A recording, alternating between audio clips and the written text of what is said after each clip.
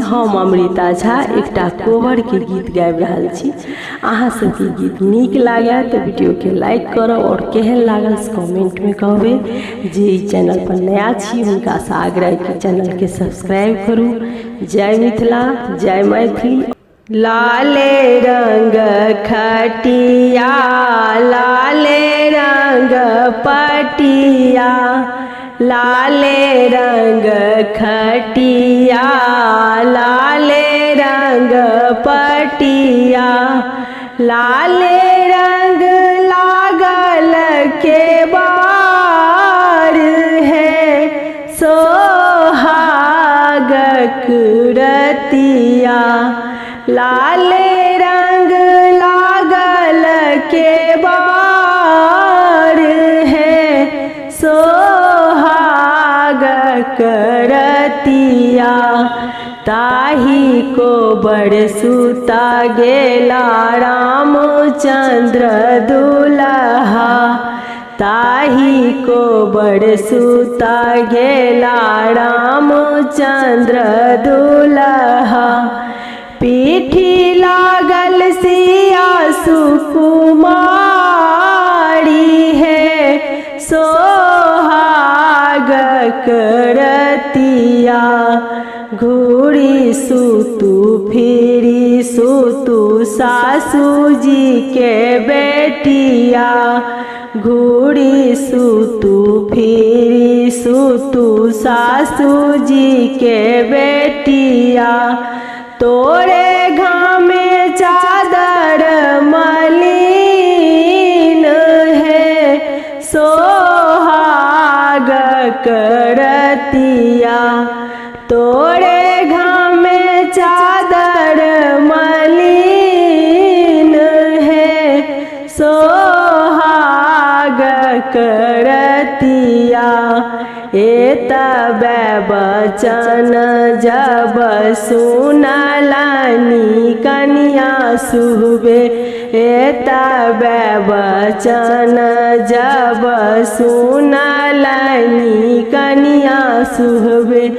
धाये लेलनि नहिरा के बाट है, सोहागक रतिया। धाये लेलनि नहिरा के बाट है, सोहागक रतिया। घूर बजे गेलखिन छोटा का देवरबा, घूर बजे गेलखिन छोटा का देवरबा। घूरू भौजो बचन हमार है, सोहागक रतिया। घूरू भौजो बचन हमार है, सोहागक रतिया। हम कोना घुरबै देवर तोहारो बचनिया, हम कोना घुरबै देवर तोहारो बचनिया। तोरो भैया बोलल कुबोल है, सोहागक रतिया।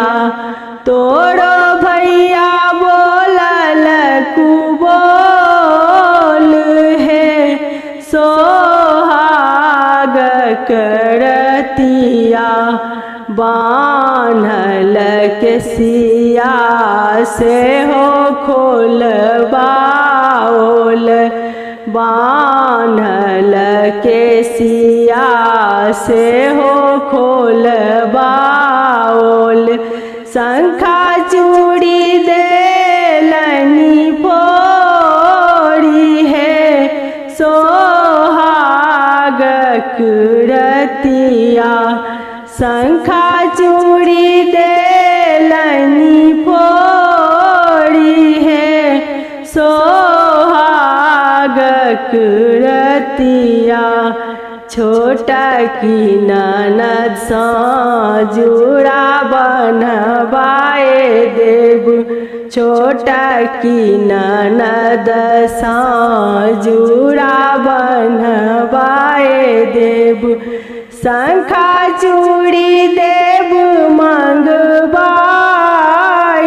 है सोहाग करतिया शंखा चूड़ी देव मंगवाई है सोहाग करतिया जुगे जुगे जीवथु रामचंद्र दुल्हा जुगे जुगे जीवथु फला दुल्हा फला सुबह के बारहन अही बात है सोहाग करतिया कन्या सुबह के बारहन अही बात है सोहाग करतिया लाले रंग खटिया लाले रंग पटिया लाले रंग लागल के बार है सोहाग करतिया।